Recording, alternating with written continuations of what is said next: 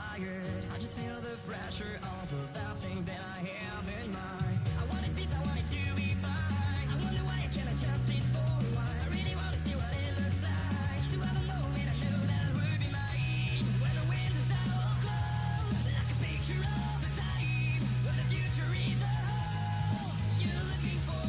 Save me from everything. Tell me where to find my way. I'm just looking for something I can make in another day. 'Cause I'm falling down, fading away. 'Cause I'm falling down. This is what I know, I just keep running. I was working fast and hard, never thinking about now. Living unhappy thanks to all the things that I have to try. I wanted peace, I wanted to be fine. I wonder why I can't adjust it for a while. I really want to see what it looks like. To have a moment I know that it would be mine. Would be mine. Save me from everything. Tell me where to find my way. I'm just looking for something I can make it another day. 'Cause I'm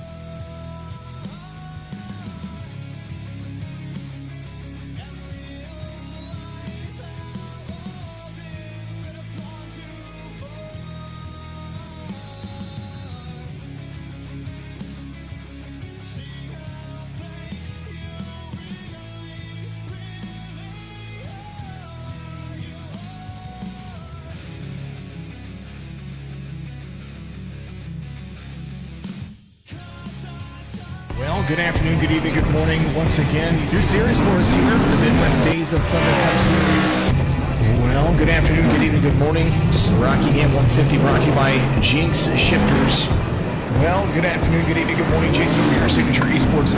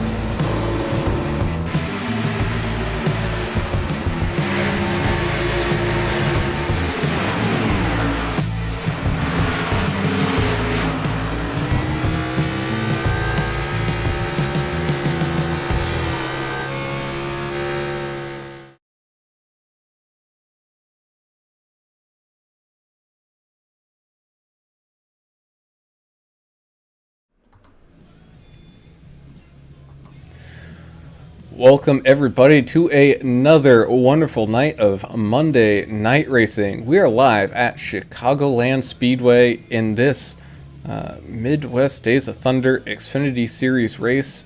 And we're going to be here for 100 laps, so not the longest race in the world around this very fast track. And we're looking forward to seeing some great racing action from all of these drivers. I am your host, Alan Brown, and in the booth, I'm joined by Mr. Alan English. Alan, how you doing today, man? Good, man. You said it, man. It's a fast track, but it is not easy to drive. We sat here and watched quite a bit of this practice session, and guys are having a handful of steering wheel coming off these turns, and some guys are smacking the wall after they cut the tri-oval on the apron and shoot up the track. So hope these guys took their practice serious before this session started. You know, the 30 lap practice they're required to put in. Hopefully they took it serious and put in at least 30 laps, because you're going to need all the experience you can on this track. It is definitely challenging. And down there on pit road, where these drivers do have one fast repair if need be, that would be Mr. Adam Turner. Adam, how you feeling tonight, man? I'm feeling awesome, as usual. And to mention, talk about what Mr. English was speaking of earlier there. Yeah, this track right now, it's hot transitional race. So the track is going to change. I think as it cools, we may see a little bit more grip on the track, a little bit better. But, man, these guys are going to have their hands full for sure the entire night. And we don't have not only have a points battle, but we have a team points battle here. So a lot to look forward to as we start this qualifying round. And today's race, as we look at today's race info, will be a bit of a transition. I don't think we're going to be racing too long into the night here, but any cautions will delay that, and we will see those lights come on. But the weather should be pretty good for these drivers. And we move on to your key of the race, which will be watch your throttle, because these turns are very tricky in this car. The fact, especially the parts of the track like Adam was mentioning, get some grip after the sun goes down. Well, look, there's still parts of the track right now during this qualifying session that still have sunlight on them. So really got to watch your throttle on the hot parts of the track. And even after it cools down, I think they'll still have some issues with getting power to the ground. Yeah, this track kind of reminds me, I don't know what y'all think about it, but one of those East Coast flat asphalt short tracks kind of, It's a mile and a half, but, I mean, it's dangerous as a short track for sure. And with all the speed they're going to carry into these corners, it's going to make for an interesting evening. Yeah, you definitely don't have a ton of banking to help you out here, Yeah, I can see the similarities there for sure between this and a flatter, shorter track. As we take a ride around here with Mr. Gary Sargent, you can just see, and you know what, this track is a little weird because the back in front straightaways really aren't that straight, and they do have a little bit of banking to them, so any issues, as you see Gary fighting the wheel there, trying to put in the best time possible. You can also use that apron on that front straightaway there to maybe gain that extra little, hundredth of a second or so. Yeah, Adam, I don't know what you think about it, but it looks to me like because of how the tri-oval just protrudes out so far, it really makes getting onto pit road kind of difficult because it cuts off a big chunk of the track. If you look at it from above, are these guys? Should these guys have been practicing some green flag pit stops? I mean, I would have. To be honest with you, I think pit road speed here is 50 miles an hour, so you're coming down off 160 to 50 pretty much in that corner. But, I anticipate some cautions. But we've seen these guys, they can run clean, and they may have a green flag pit stop. So, yeah, you better practice this thing and practice your exit as well. We've seen that become slippery, during this Midwest Days of Thunder series as well. I think they got all their practice in, so we'll find out if it worked, right? Yeah, we'll just have to wait and see on that. As you can kind of see up there at the top, we got a whole bunch of people riding around with dang near the same time as William Brown now just launches up into the lead. But again, the total time difference across the field, it's not much. Yep, and 35 cars are registered for this race. 35. that tells you something about this league. I'm telling you, the Xfinity series has been very popular with guys, not just because these cars are challenging and harder to drive than, I think they're harder to drive than the Cup cars myself, but definitely a greater challenge over the ARCA series, and it's become very popular. There's some good drivers in here, and it's very diverse. Yeah, Midwest Days of Thunder, it's growing. It's a progressive league. We talked about that. You start out in ARCA, you move to Xfinity, and then if you'd like, if you think you can cut the mustard, you move up to Cup. So it looks like we got a whole bunch of guys that have worked their way here in the middle. So it's making for some good racing. Last week I thought was a tremendous race with I think we almost had 40 cars in that field or more. And I'd like to thank Adrenaline Spike Designs for sponsoring the Midwest Days of Thunder Xfinity Series, man. And they put out some great paints. Yeah, it's great to get a title sponsor who comes on and says, I'm going to support you guys for the entire season. So definitely appreciate Adrenaline Spike Designs. They the MPN guys out here on the track run a lot of their paints. So if you want a free sample, just take a look at your MPN drivers out there. Looks like we're gridding up here. Looks like we are gridding up. Just waiting for some drivers here to grid up so I can change the camera. And then we can do your grid rundown, which I guess this is the time we get to learn to talk really fast because we're not used to this many cars. Yeah. So, Gavin Marlin coming a little bit out of nowhere there, late, beating William Brown for pole position. So Gavin Marlin's going to lead us off with William Brown on that outside. You got the 11 of Andrew Kobe sitting right behind him, with Chris Watkins sitting there in fourth. In fifth, we will have Brian Privet with Timothy Jones going to be starting in sixth. You got the 93 of Isaac Wilson, winner last week at the Daytona Opener. He's going to be starting here in seventh, with Carlos Ramos starting in eighth. You got Isaac Degner starting in ninth, with Mike Hornbeck starting in 10th. The 35 of Ethan Flanagan will start 11th. The 42 of Angel Hernandez starting 12th. The 27 of Red Stick Mike Simone will be starting 13th. The 31 of Alan Dixon will be rolling off 14th. The 00 Hubba Bubba car of Alex Goff will be rolling off 15th. The 80 of Sneaky Pete Van Sprundle will be starting in 16th. The 64, Anthony Fry, rolling off 17th. Sarge, the 28 of Gary Sargent, starting 18th. The 13 of Christopher Wages in 19th. And the 77 of John J. Timms will be starting in 20th. 54 of Wade Brooks in 21st. Crazy Phil Stannard in the number 4 will be starting in 22nd. The 51 of Ken Olson in 23rd. The 37 of Matthew Spires in 24th. And the number 1 of Jason Ricketts rounds out your top 25. And I'm going to do this real quick, boys, as we get ready to race here. Kevin Biggs, 26th. Al Corey, 27th. Justin Malarkey, 28th. Alan Coons, 29th. Eric Fiorillo, the Italian stallion from Arkansas, 30th. John Neidick, Ohio boy, 31st. Tim Harmon, 32nd. Michael Cheney, 33rd. Stephen Wood, 34th. And Gary Sack III, the number 89 car, 35th. Well done, sir. Woo, that's a field. As We'll find out if they can play well together here. yeah, a little different than Daytona, but these cars will be traveling around here mighty quick as the pace car gets ready to come on down that pit lane right now with Gavin and William leading these guys off.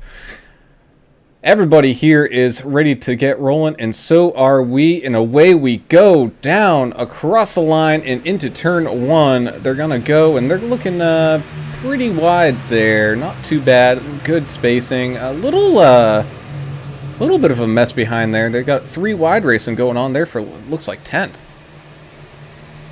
Yeah, they better sort this out. This is a long race. It is 150 miles, 100 laps. So best to be patient here. Let things get spread out a little bit. Don't want to take too many chances too early here and burn them tires up because they're at a premium here. And it does look like that's the case. It seems like people are kind of moving down to that single file kind of idea as we kind of look through this mid-pack and where Isaac Degner is. I mean, we've got cars all over the place. Yeah, they're trying to sort it out now. We're getting a couple of 3 wides back here in the back, 12, 13, 14. And but they're managing it. They're keeping their distance. I'm watching 00 of Alex Goff in the Hubba Bubba car. He's just kind of maintaining there with Ethan Flanagan. So, hey, that's probably a good plan. Just So far, pace yourself and see what happens. I mean, so far we're seeing a heck of a lot more patience here than we saw in practice. That's for sure. And William Brown seemed like that outside line got a much better run on the start there. So William Brown took the lead. Andrew Cope did not take long to take over second. And then Chris Watkins taking over for third. So Gavin kind of sliding back. I wonder if he's just trying to save some tires here. But he's got Timothy Jones and Brian Privet sitting right there behind him, ready to kind of take over at any mistake. I think the 7 of Gavin Marlin just playing the long game. He knows that these tires are going to get ate up, so he's probably trying to save some tires. Down through turns 3 and 4, we have 4 laps completed now. And you know what? I'm not seeing a whole lot of people take that apron line kind of through that start-finish area. Yeah, I think the high line is kind of where you want to be here. I'm watching these guys in 8, 9, 10. They're really running here. Angel Hernandez in the 42 car. Little bitty battles, throughout the race. The race within the race is what we say. Yeah, the 73 of Tim Harmon is one of those guys we talked to before the race and asked him about that cutting that apron, and he says if you do it right, do it flawlessly, you can gain a little bit of ground on it, but a lot of guys are going to opt not to do that. Just a risk versus reward type situation. You don't really want to booger your car up because of that transition. As we look for a battle for the lead here, Andrew Cope has caught up to that back bumper of William Brown, and it looked like he was trying to make something happen on that inside, but he backed out of it, maybe trying to regather a little bit of momentum and maybe make a move a little later on. As he looks to the inside right now, actually. Just kind of side by side through that turn of 1 and 2, and he's right there at that bumper. Looks like he might have lifted and came out of it. Seen quite a few cars scraping that outside wall already. So look for these guys to maybe suffer a little aero damage, because the speeds here are pretty high. Aero's pretty important here. If you got a buggered up fender or spoiler or something, it may hurt you a little bit.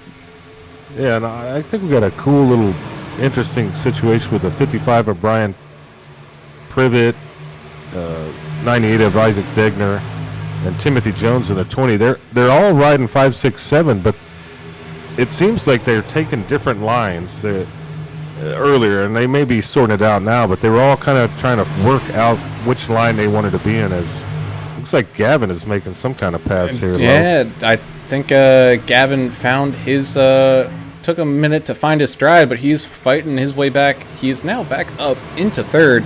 A little bit of a gap up there to first and second, but at the rate he's going, I wouldn't doubt he'd be up there relatively soon. Carlos Ramos is probably looking for that 19 car, trying to find a teammate up here.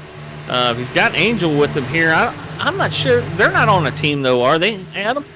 I think Carlos and Watkins. Who are the other MPN guys? I don't have my roster in front of me. But don't count these MPN guys when they get together. They've been racing together for quite a while, so look for them to do some good things here in Xfinity.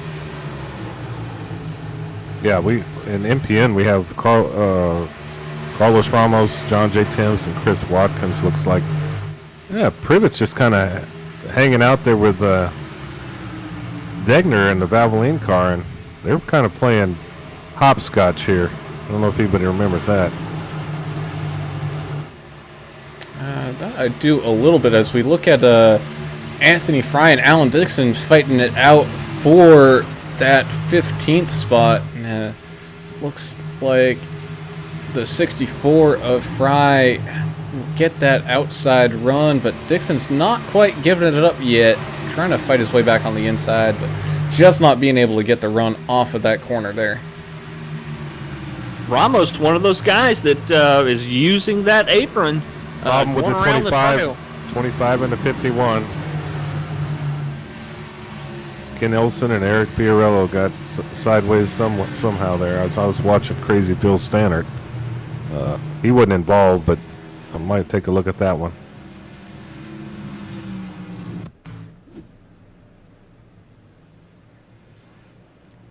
One coming over the radio saying that he thinks he got hit, but that's one of the things you always wait till the end of the race and look at the replay. Something might have been going on there that you didn't know about. These spotters, the automated spotter's good, but it's not perfect. Yeah. Again, with these larger fields, unfortunately, the iRacing does not like to show all the cars for whatever reason, so we're not actually able to see what happened there.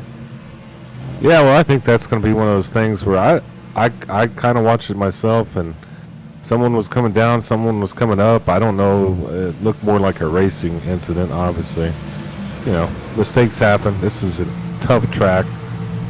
We have one fast repair here, so those guys should be able to sort it out and get right back in the game. So let's just not worry about this one and keep pushing forward. And it looks like we will have the field coming down for pits and getting fuel, tires, and all of that, which I kind of would expect. I would think all these guys probably want to get as much fuel and tires as much as possible. Yeah, I don't see any advantage for trying to stay out here, especially when the first big group of cars went. Looks like Al Corey's staying out. Yeah, Corey, you did get a point. Carlos Ramos. Carlos Ramos did come down the pits as Gavin Marlin looks like he beat William Brown off the line. Carlos Ramos did come down, but he might have missed his pit box. And he missed it. You may be right, sir. As it shows on my monitor that he did not take service. Well, and was that a strategy play by Al Corey to try to get a lap lead? You get a point for that in this league, so it could have been. He's up 25 spots from where he was to start the race, so I'm not sure what he's doing out there. Another non-taker, the 8 of John Neidig Jr., up 21 spots as he did not pit.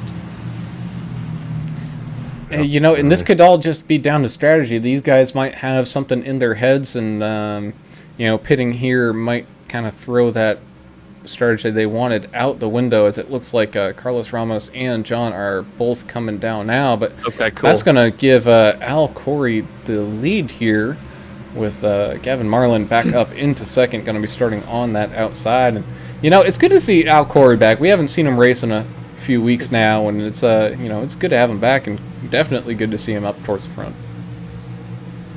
That's a fact. Another thing that may have happened with these guys was I've been out there before on a caution and had the pits open as soon as I passed pit entrance. So either that, or maybe they weren't aware that the pits were open and had to make another lap. So a couple of things that could have happened there, but not really sure. It is a computer. I mean, it's not a video game. It's a simulation. Everyone knows this, but really awesome to see Al Corey back, like you said. He's got the Canadian Tire paint, as usual, but I believe he's in Texas somewhere. So let's go ahead and give him a shout-out if he's down in Texas. Man, you got to work harder than real Mrs. Poindexter to keep this car on a track, it looks like. And we saw it actually did everybody up there, especially on that restart with the very cold tires. They did very, very well on that start. So I think we're in for some good racing here. And I mean, these 100 laps are going to tick down pretty quickly if we continue this without too many more issues. Hafer posting on Facebook, he loves these big fields with some clean racing. Rick Hammond Jr., thank you for watching as well. Yeah, I mean, the big fields, I mean, it makes it feel like you're at a real Xfinity or NASCAR race, so it adds a different dynamic, you know. So, hey, these guys at Midwest Days of Thunder do a great job. You're looking for a racing home, I think this is the place for you. You kind of mix it up, do a little bit of everything, and it's fun to watch, that's for sure. We didn't, other than Al Corey, not a whole lot of changes, you know, through the field. Isaac Wilson is up to fourth. He's up 3 positions right now, so he's having a good run so far. Same thing with Justin Malarkey. He's up 9. He's still back in 19th, but you know, we know of his qualifying woes, and I wouldn't be surprised if towards the end of this we see him up there. As the pace car comes off, Al Corey's going to lead us to this green flag, and looks like Gavin maybe getting out in front of him just a little bit there. So we're going to have to see if there's going to be a caution, not a caution, but a black flag warning from the marshals there on that. But Al Corey is going to be fighting on that inside, as it looks like William Brown moving down the inside.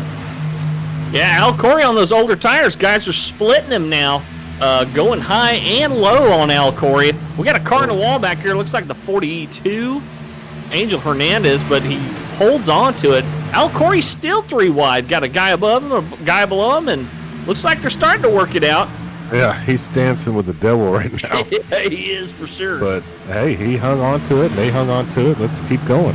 As Gavin Marlin is able to secure that lead, but it looks like we're going to be almost 3 wide here, fighting for second between Isaac Wilson, William Brown, and Chris Watkins. Yeah, they look like they're getting real racy, and that's cool. Let's do it. I mean, it's not too long of a race. You want to get up front as fast as you can, and looks like that's what they're up to. But look at Gavin Marlin, man. Great looking paint scheme, and looks like he's... Double Zero's loose, sliding up the track. He held on to it, it looks like. Looks like he held on to it, and wow. He's going to lose a lot of spots, but yeah, he's still going to be able to drive around, and his car is not damaged, so I wouldn't be surprised. We could see him come back up through the field. As kind of take a look here for 15th, we got Pete Van Sprundle and Anthony Fry going at it right now. 89 of Gary Sack the third, up 17 spots. He's having a pretty solid run. Now he can drive. We've watched him. I think he's a little aggressive, a little bit, but he's learning how this league works. And he's one of the newer guys too that hasn't been iRacing for a long, long time. So he's still learning how to hold a good line and all that kind of stuff. So good to see Gary Sack out here making some positions. As we can see that 45 car of Al Corey falling all the way back to 15th from that restart. And like you said, Alan, I think that's just the older tires kind of coming into effect there. Hey, he got his lead lap points, didn't he, Adam? yeah, I mean, I think that might have been what he was after. points matter. I mean, they do matter. This is the league where we run points, to get into the playoffs, so every point counts. I'm not going to hate on him for that. Jump back up to the leaders, and man, this battle for third, we've got a total car of... going around. They're wrecking. The 35 and the 18. That's Kevin Biggs in the 18. His car has a lot of damage. Yeah, he got together with the like the 35 of Ethan Flanagan, maybe. Oh, it looked like the 17 and the... what was that? Was that 09? Or the 19? I think they all got had some sort of mess. As we kind of saw up at the front, we had 7 guys almost going 4 wide for third place. The racing here has been heating up. Yeah, I was watching with you. That front end they were racing like crazy, man. So I don't know what was happening back there, but it's making for some interesting racing. But does somebody want to take tires? If you're in the back, do you want to get some tires? Oh yeah, for sure. It looks like the 13 of Way just came down. Didn't know anybody was down there, and unfortunately it caused a little chain reaction back here. Yeah, I think here you take tires whenever you can, dude. Yeah, Gavin's coming down right now. A very late decision to come down to the pits from Gavin there, and he's going to lead a decent amount of people down too. Oh yeah, for sure. Especially these guys that didn't pit before. They're coming now for sure. I love Gavin's paint job. I don't know who painted that thing, but quite a nice paint job on Gavin Marlin. Real race car driver there, that young kid. We're going to kind of watch the race off of pit road here, and I don't think it's going to be too much of a surprise, but looks like Isaac Wilson actually was able to just beat Gavin off the line there, just having that slightly better pit stop. But these guys are going to have to fight through quite a bit of traffic to get back up to the front from where they were. 84 of Hornbeck coming out too. He was one of those guys running up in the top 10. Came down this second time and get some new rubber and top off with gas. Watch that 84. He's been pretty solid tonight so far. Yeah, I was looking at Isaac Wilson's paint scheme. That's pretty nice. Mission 22, that's to do with the military, and shout out to the military there. We got to take care of those guys, and I think that's what his paint scheme's all about. Yeah, we're losing 22 veterans a day due to suicide, so there's quite a few charitable organizations out there that you can check out. I've lost people close to me from that, so it's really something that should be addressed, and there's organizations out there to help the families and stuff, so definitely check out Mission 22. That's one of the ones that I was familiar with. And we've mentioned it before, that Hubba Bubba paint, the 00 of Alex Goff. Man, that one's you don't see too many pink race cars out here, but man, that's one of the better ones I've seen. It's an eye catcher, isn't it? Yeah, Adam, I think when we first saw that thing, we said, Man, that's neat just to have something different out here. Yeah, it's totally It's cool. cool. But you know, a lot of guys put their heart and soul into these paints, and I know Adrenaline Spike Designs does the same thing. They can build Yep. you whatever you want. I'm sure they could build you a Hubba Bubba car if you wanted one, or something. You know. I was a Kinda like double. that. I was a double bubble guy. Yeah, But, little you know, the baseball red- gum. Yeah. The red. What was it? Red, blue, and yellow wrappers. You know, I think it was double bubble. Yeah, it's still around. I mean, it didn't go away. Go to your local academy or sporting goods store. You'll see buckets of them for the kids. And probably Big League Chew too. You remember that? Oh yeah, that's my kids Kid love. like in the chew pouch, you know, Why wouldn't you like something like that? just like candy cigarettes, you know. Might as well have That's frowned upon now. These kids, we don't want them doing that. But yeah, that's how it was back in the day. You know, I went to a kind of like a Frank Sinatra kind of impersonation kind of show, and at each of the tables, that's what they had. They had the candy cigarettes sitting around. Oh, Frank, him and his Jack Daniels. They have any of that on the table? No, they did. They did have a drink special though. There was a kind of like a weird martini called Old Blue Eyes. It was pretty good. Didn't Dean Martin wasn't he just drinking apple juice up there, or do you think he was really drinking whiskey? 100% whiskey. Oh man, I'm- guy could sing though, man. They He was all mellow. could. Rat Pack. As the pace cars leading this field through 3 and 4, one last time before peeling down this pit road. Got William Brown going to lead Now us late, off this too. time with Andrew Coe going to start on that outside. Got Isaac Degner starting in behind William, and it looks like he's going to give him a big push to take that lead.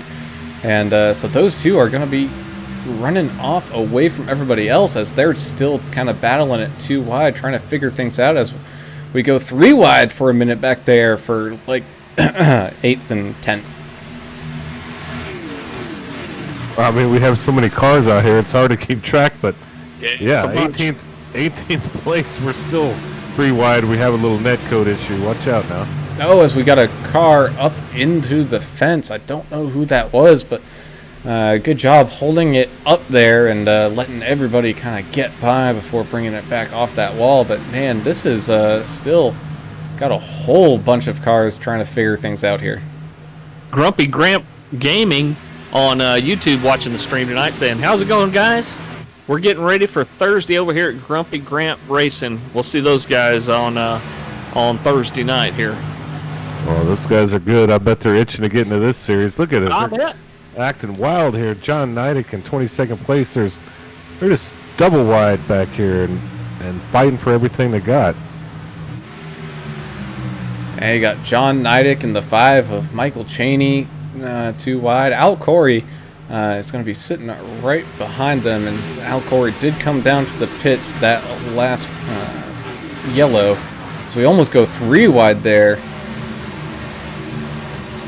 Yeah, still got a few cars 2 wide back here. Gary Sargent likes the high line, it looks like, and few cars behind him. Mike Hornbeck, who we mentioned earlier, also on that high line. Trying to negotiate some traffic here and trying to make some moves.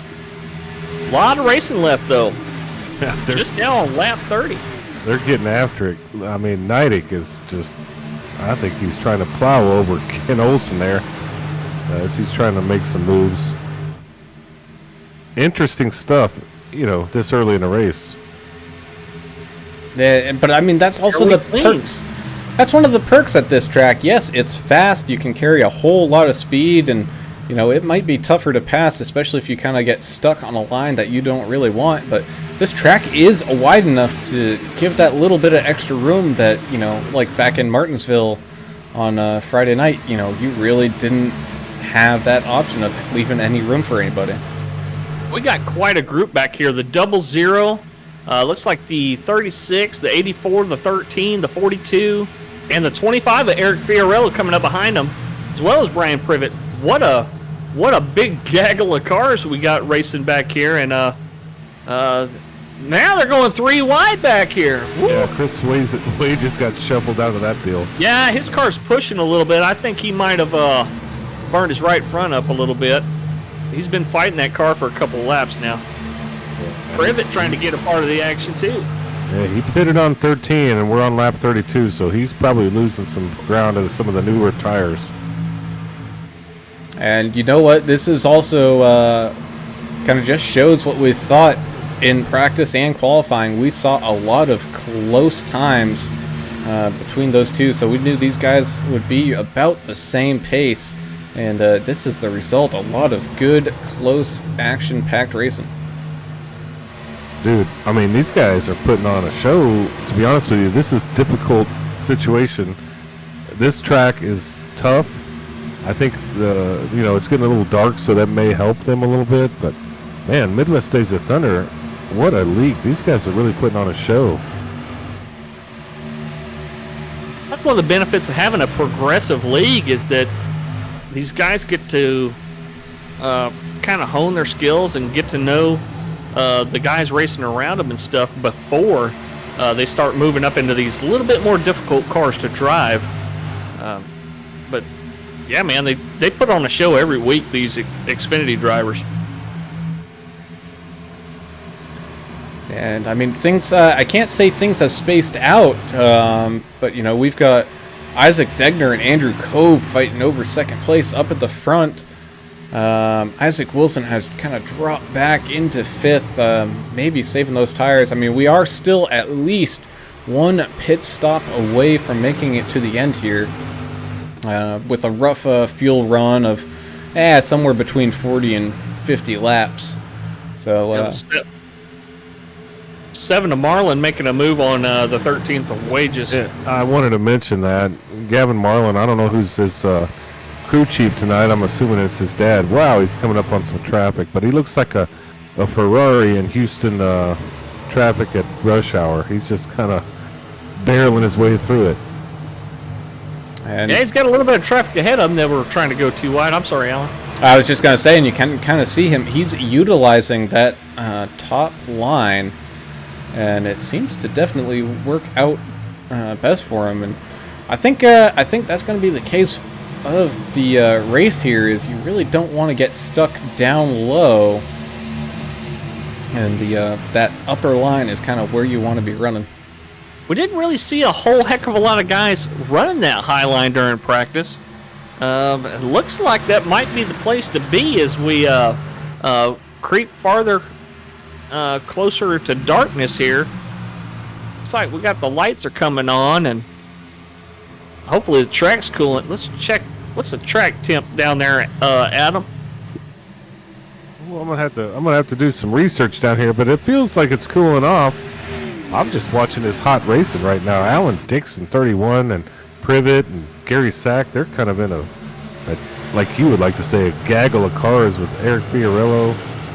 Man, Gavin's getting in the mix. Ooh, as they're three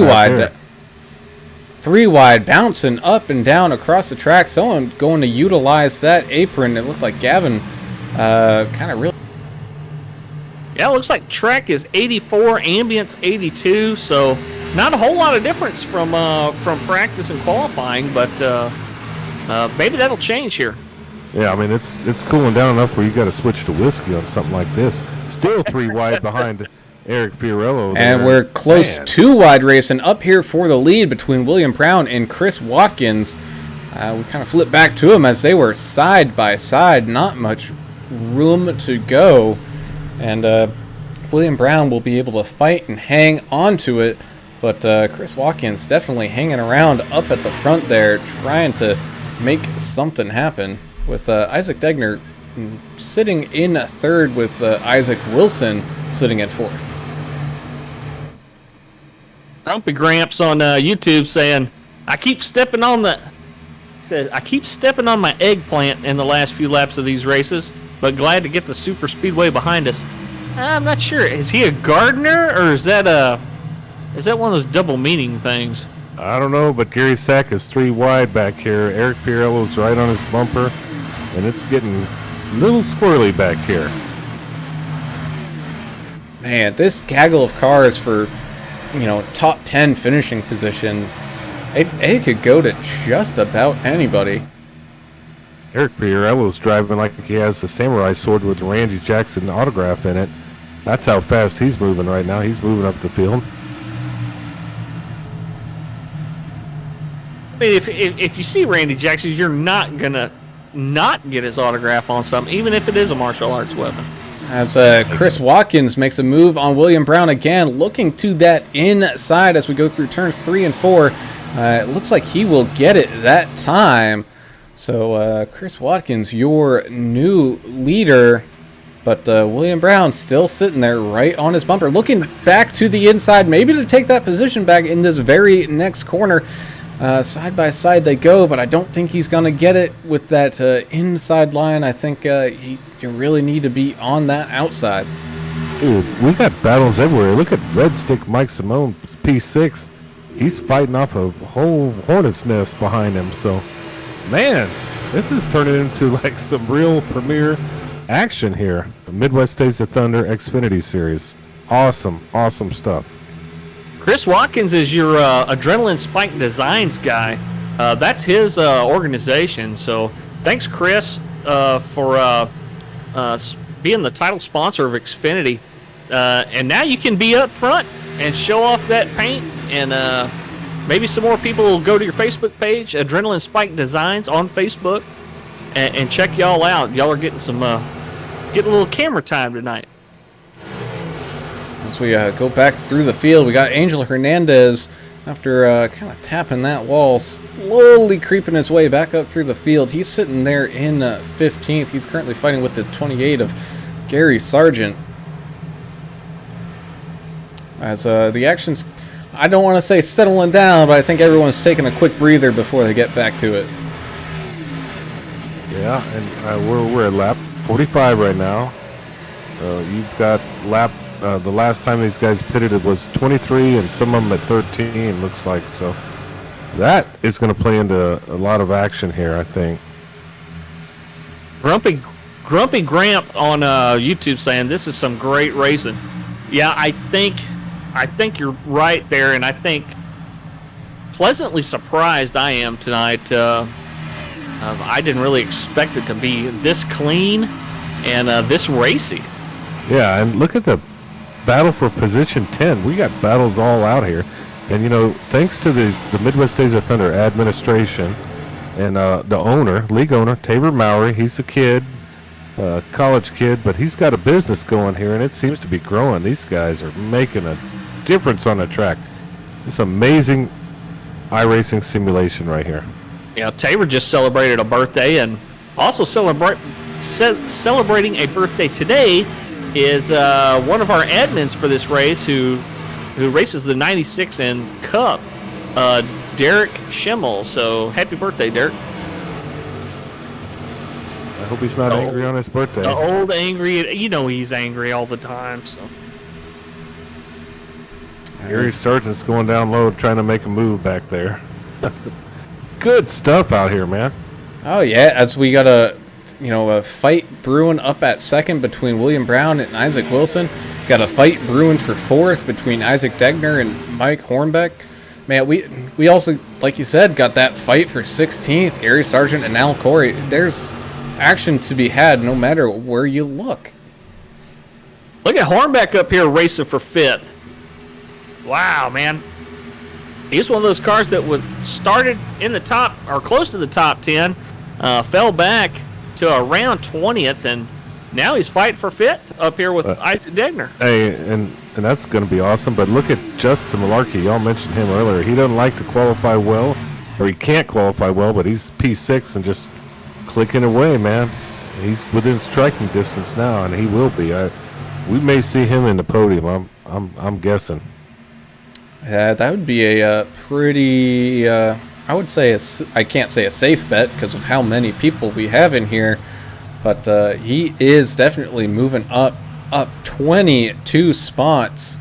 Also got Eric Fiorillo currently just outside that top 10. He's sitting in 11th.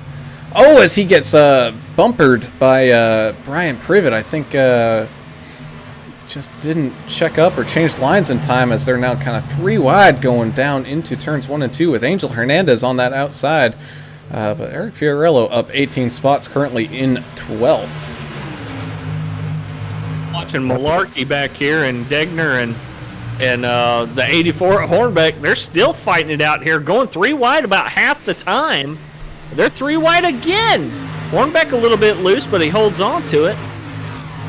Yeah, I'm going to challenge Pretty y'all to excited see back if here you for could Pitt. find some better racing on this platform than right here. This is where it's at. These guys are getting after it This is and exciting. making for some fun stuff. As we're now just a little bit past halfway, we don't have too much racing left, so all these guys, you know, we're going to start coming up onto some pit stops here. I mean, especially those guys that pitted on lap 13, they're starting to get to that 40 kind of lap mark, so expect them to come In 40 down. laps here, they got to be screaming for tires. I I mean, think this they are. is an abrasive racetrack that just eats them up. Sneaky Pete making a move there. Oh, as we do have our first taker, and that's going to be Andrew Kobe. He's coming down pit road right now. So we'll see how these things shake out. And, of course, you know, we got Chris Watkins, your current leader. He's up there with a pretty good gap as he's driving around. It looks like the 18 of Kevin Biggs, I believe that is. Yeah, 1 or 2 cars isn't going to do it. These guys are really waiting for a caution. It's going to take a bigger group than that to convince the rest of the field to pit. Well, Chris Watkins also pitted on lap 23. Oh, we got a wrecker! Who was that, Sergeant? Somebody just went sliding across the track into the infield. Gary Sargent cutting the grass a little bit there with the Jaguars paint scheme. Still green. Still green, so good job from him to hang on to it and not bring it up onto the track. As I wish he'd come over here and mow my yard. So we kind of take a look here again. Again, battles going all around. You got Gary Sack, the third, currently sitting in 13th. You got Isaac Wilson in that 93 car trying to get back around Justin Malarkey. So Justin Malarkey up into a podium spot, not finishing, but currently in third. So he's having a good run. It's just I think it's going to come down to who's going to have the better pit stop. Several few more takers on pit takers, road. yeah. Yeah, Brian Privet, Alan Dixon, Goff, Neidick, and Olson coming down. I think we're starting to just see all those people that pitted on lap 13. I think these guys that pitted on lap 23 still have about 10 more laps to go before they start sweating about running out of fuel. Yeah, not only fuel, but tires. As I watched the 89 of Gary Sack the third missed his pit box and had to. That's going to cost him a little bit. So this is why you practice green flag pitting, even at tracks where you expect a ton of cautions, because these guys are having to do it right now. Oh, And it's not easy. gonna have to take a quick look back there to see. I think it was Isaac Degner just coming in a little too wide. No, he came in super wide, but the 27 of Mike Simone hitting that pit entry cone. So we're going to have to see if any penalties come about from that for dangerous pit entries. Yeah, there's a lot of race chatter right now. I can't make out most of it because, you know, I'm working harder and we almost as Poindexter myself, actually. But, Gary Sargent just announced he's coming down. yeah, and it's the time. And, you know, personally, I didn't, and Brown, you're a bookie. I didn't think we're going to see too many green flag pit stops, but, man, these guys can race. So look, sitting in P10, now P9, the 4 of Phil Stannard, last pitted on lap 9, and he's still out there. Yeah, crazy Phil Stannard. There's your answer right there.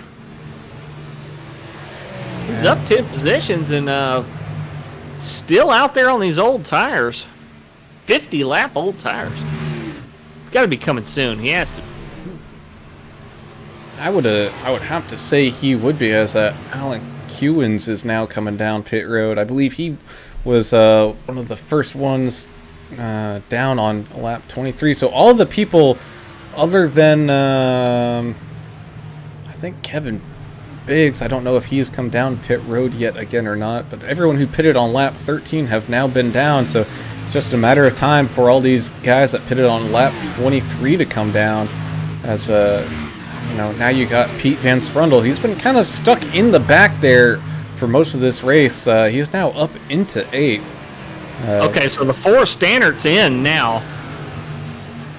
Oh, Mike Hornbeck and Isaac Wilson coming down pit road. So now we're starting to see those guys come down who pitted on lap 23. And it's all about strategy here. I mean, you have to play the race out in your head before you race, right? You got to think this thing out. It's not for dummies, right? There's a lot of math involved and stuff like that. That's why we're out of the business, actually. So if you're Watkins, Malarkey, or Gavin Marlin up front, how late are you going to wait? Because they're still out there running. We're a little under that 40 to go mark. I don't want to push it too far, but I want to get as far as I can so I have a little bit fresher tires than some of these guys at the end. So if it comes down to some late racing, I can maybe make a move, as Justin Malarkey showing he's got some pace here on these older tires. He's caught up to the leader of Chris Watkins by quite a bit, as Chris Watkins coming down pit road. Here comes Watkins. So these guys are running 2 seconds slower than the guys on new tires. Problem in the pits. I think that was Angel Hernandez. No, excuse me. Who was that?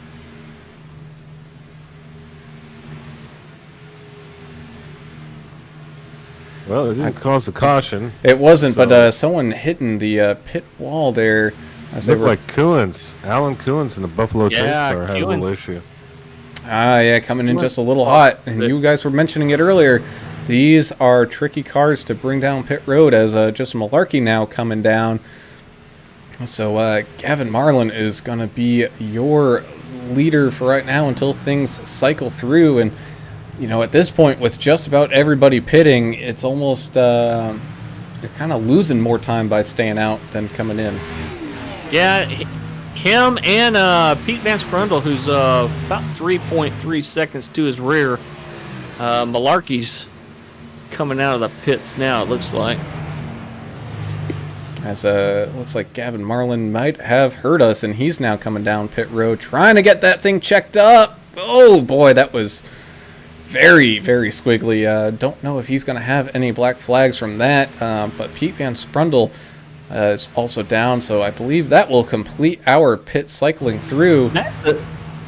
Well, we thought so, but Eric Fiorello still out there on lap 23 tires. Eric Fiorello in the 25 out there just trying to do the opposite, trying to shake things up. He's hoping for a caution here. Yeah, and that could be it. That could be his strategy, right? Just wait for somebody to make a mistake, and then it could help him in the end. So it's lead a lap too. Yeah, it's a little different than everybody else's strategy, but hey, man, we found out in this series that it's up. It's like a toss-up. It's like shooting dice. You never know what's going to happen in the end. So Gavin Marlin may have a problem here. He just dropped a ton of spots riding around on the apron. He may be coming in to serve a penalty. I don't know. Was he having problems getting it woed up a minute ago? He did. I think he was able to hang on to it, but I don't know if he was speeding when he entered. So just keep an eye out on Gavin maybe serving a penalty, as William Brown, after the cycle through, is your leader with Andrew Kobe sitting there in second, about 3/4 of a second behind him. And after that, everything is kind of spaced out, but we do have a race here for, man, I don't know, is this 16th between Van Sprundle and Alex Goff?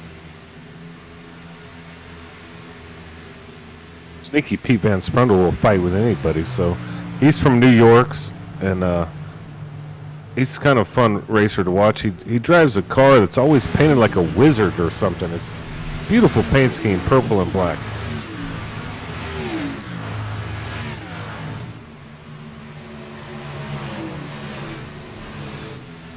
I'm not sure what happened with Gavin. He's sitting position 11 right now. 11 with Angel yeah. Hernandez kind of sitting on his back bumper, so don't know if he's gonna have something. Looks like, I don't know, Gary Sack the third might have just had a problem going off the track for a quick second, but What a green flag run we've had here. These cars sound amazing.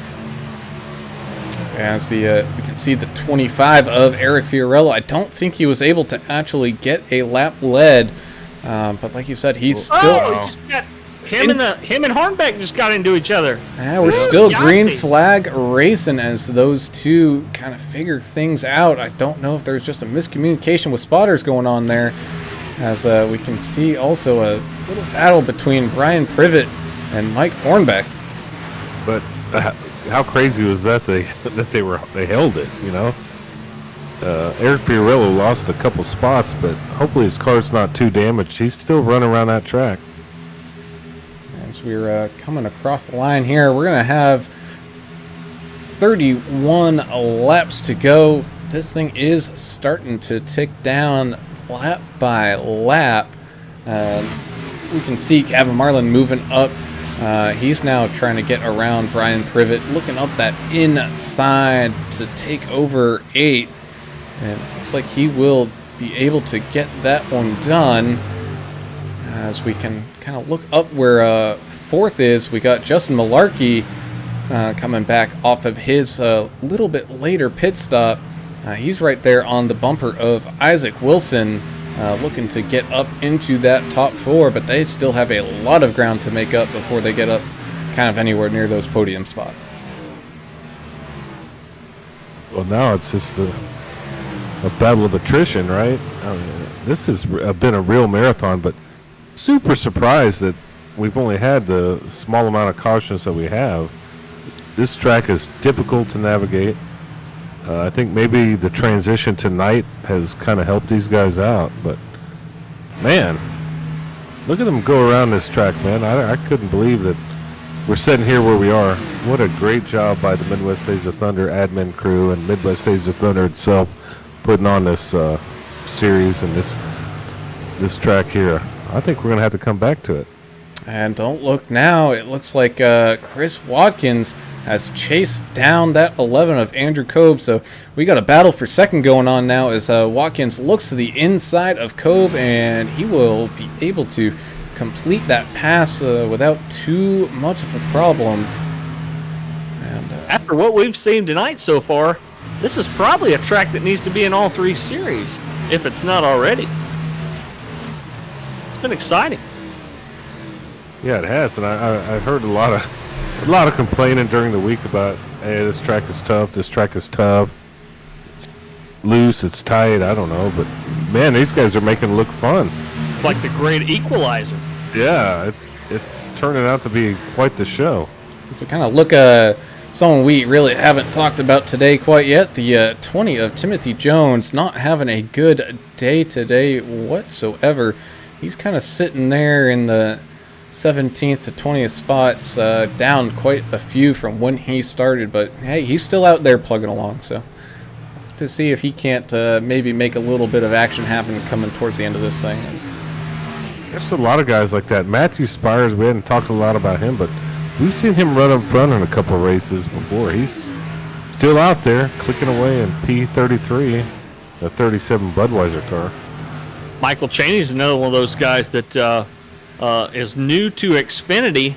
Out there right now, where's he at? 23rd place. The second car lap down, right behind Phil Stannard. So, good solid run from Chaney, keeping his car clean and out there being competitive still. Yeah, and I like to talk about all these guys, like Carlos Ramos. Oh, for sure. Adrenaline Spike Designs car. He's always kind of a top 10 guy. He's having a rough go of it, P26, but hey, you're tough if you can just keep running the laps, even though you've had some problems, incidents. Hey, just keep going through the motions and finish the race.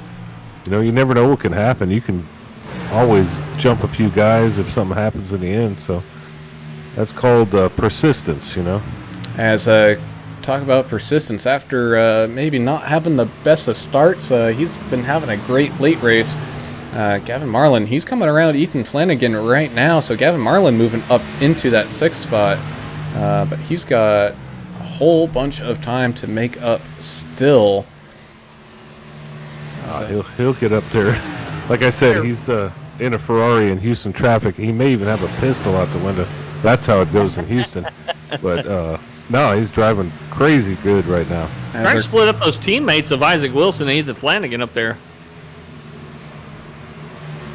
As they're kind of battling around some lap traffic right now, and I mean, lap traffic's been doing a pretty good job of. Oh, as see someone get up into the 4. Well, Stannard. And that's going to bring out a yellow flag. It looked like it was the 60 of Alan Kewins. We'll have to Tough night for the angry idiot. Now we have a strategy situation, right? So we're going to have to work that out. I'm going to say everyone's probably coming down pit road to take at least 2 tires, if not 4. It looked like those two just kind of ran out of room for racing. 2 cars going for the same spot there.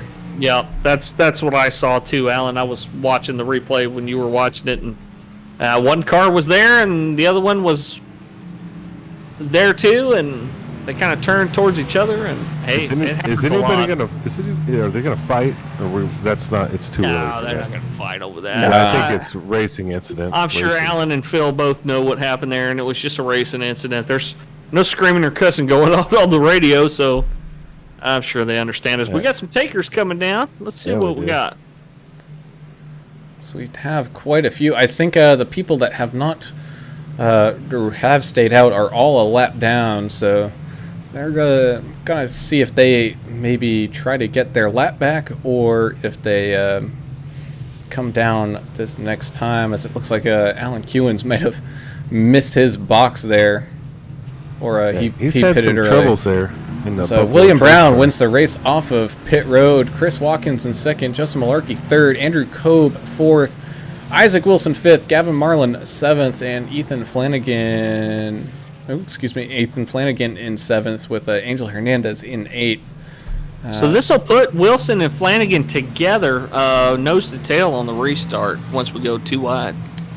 Yeah, and everybody now has fresh tires. Everyone knows they can make it on fuel.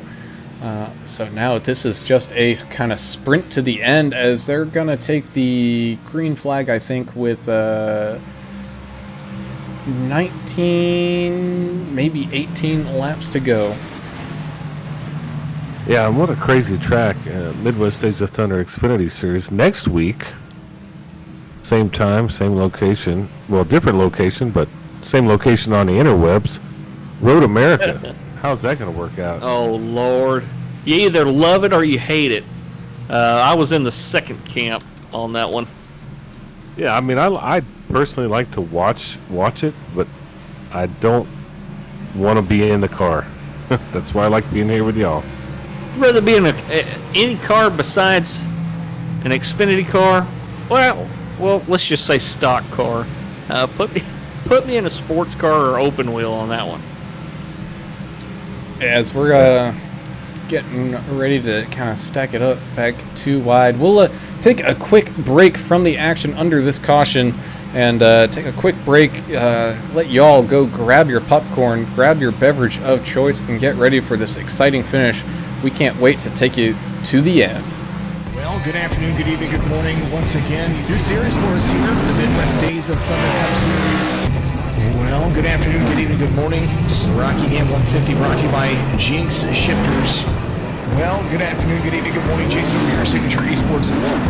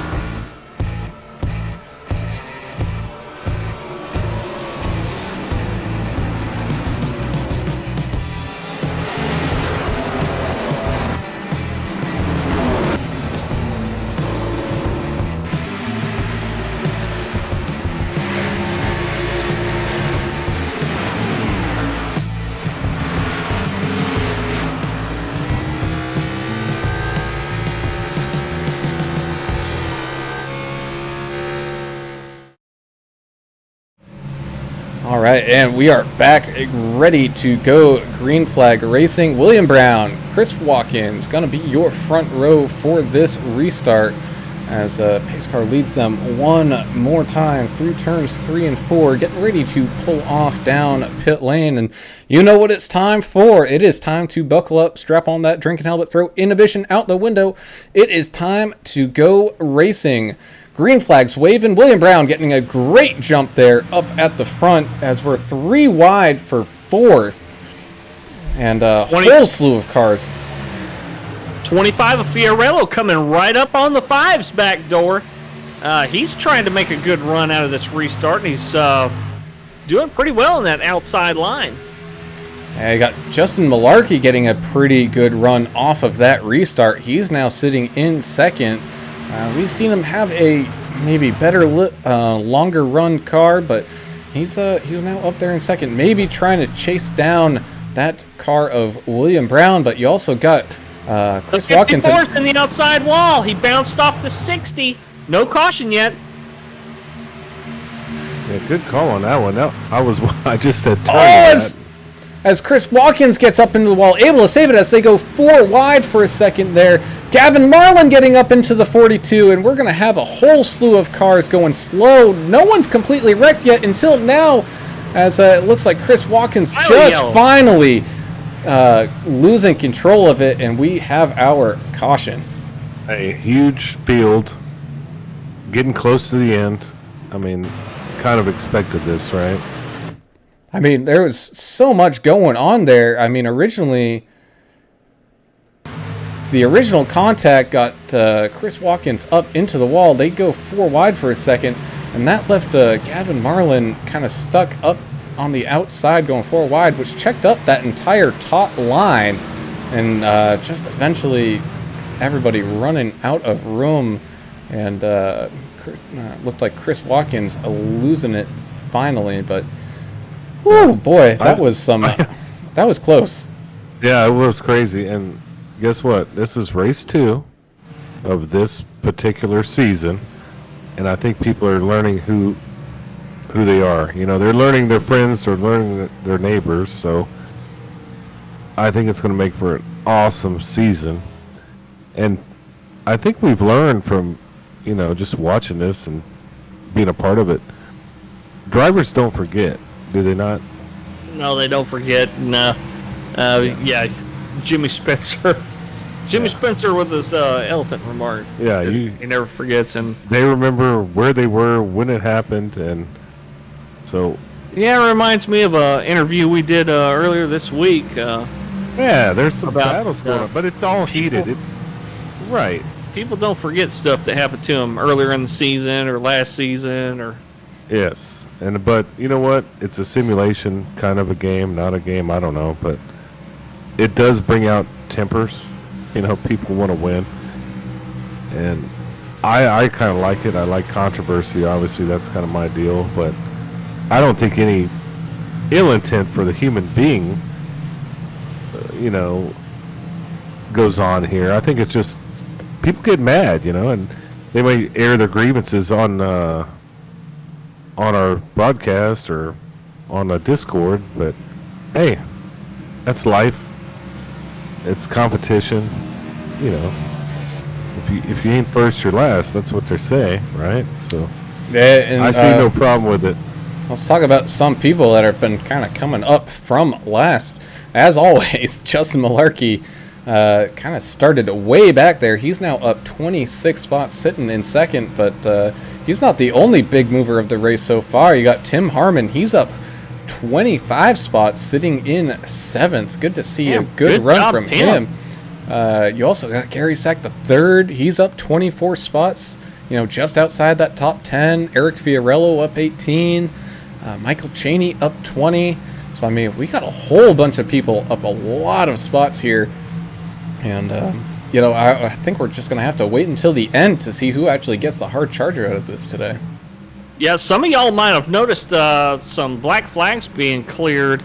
The admins are really good about this because you had cars like the 4 of Phil Stannard. He had nowhere to go. He had to dive down onto pit road to avoid an accident. So of course, situations like that, the admins are real good about clearing those black flags. As we had several people that got hit with a black flag that really wasn't fair to them. So, good job on the admins for that. It's kind of taking a look through our Discord page here. Manny Valdez, who's not racing here with us tonight, he's definitely watching this, and he says, huge field tonight, y'all. And this is the things we love to see. And, you know, Manny, if you watch the broadcast, you'll probably agree with us when we say we were not expecting this clean of racing. And, you know, this has been nothing but fantastic. BG on our Facebook page saying, go Gavin Marlin. So, Gavin got a couple of fans out there tonight watching. Yahtzee, man, that guy is always running good. As we stack up here with the lights on that pace car turned off, William Brown gonna be your leader. You got Justin Malarkey starting on the outside of him this time in second. So we'll see if he can give him maybe a run here right at the start, because we're going to have 12 laps to go once when this thing goes green. Gavin Marlin, unfortunately, getting into that little bit of issues there, what caused that caution. He's now back down into 14th, so he's going to have some traffic to deal with as the pace car comes down pit lane. And this thing goes back to green flag racing, all stacked up. It looked like that outside line had nowhere to go. As the 25 of Fiorello.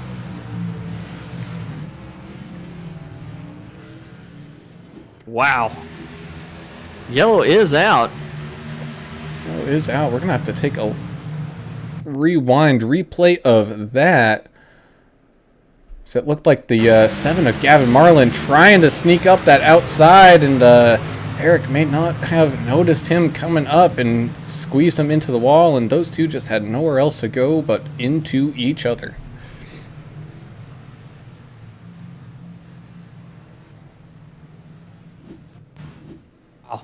So that's going to put the 93 and the 35 teammates back together.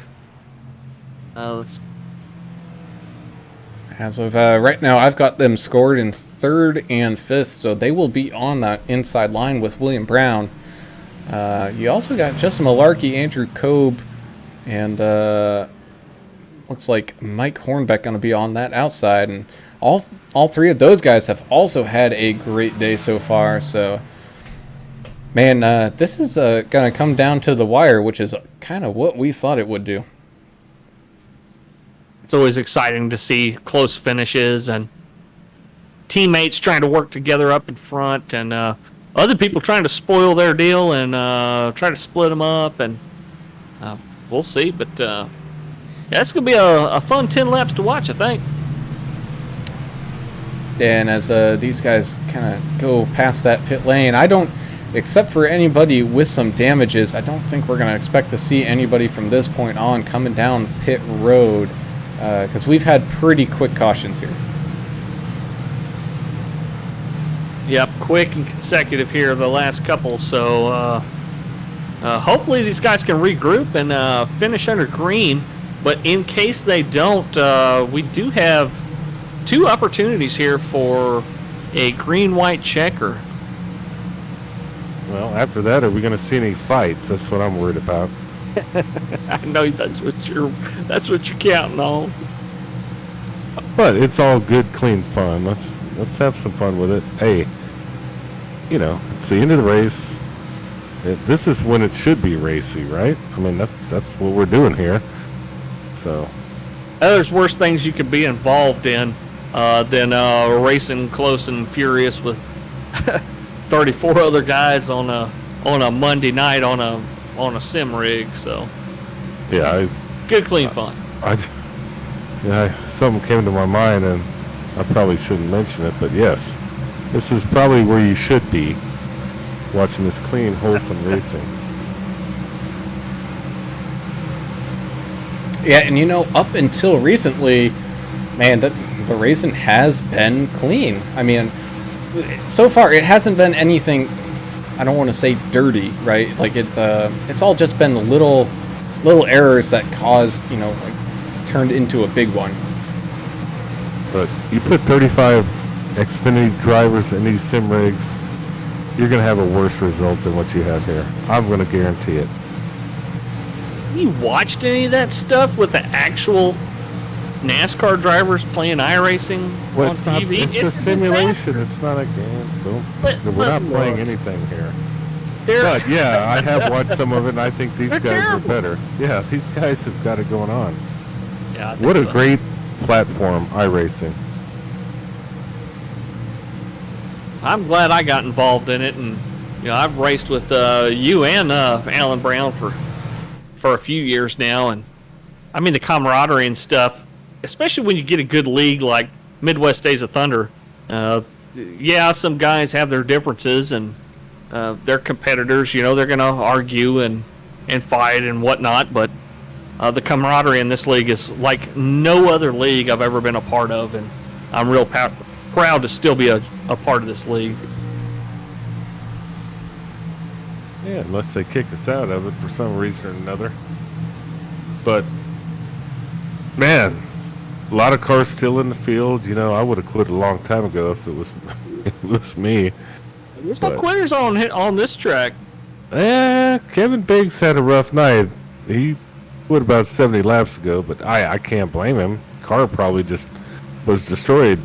You're going to have bad nights like that here. I was going to say, we still have, 27, 28 cars still on that lead lap? Awesome. Yeah. I think I see 21 at least. Either way, it's a win. I would love to hear about all the stuff that's going on FaceTime and all those social media platforms. I hope y'all are watching out there. Yeah, we're watching. Not a whole heck of a lot going on right now.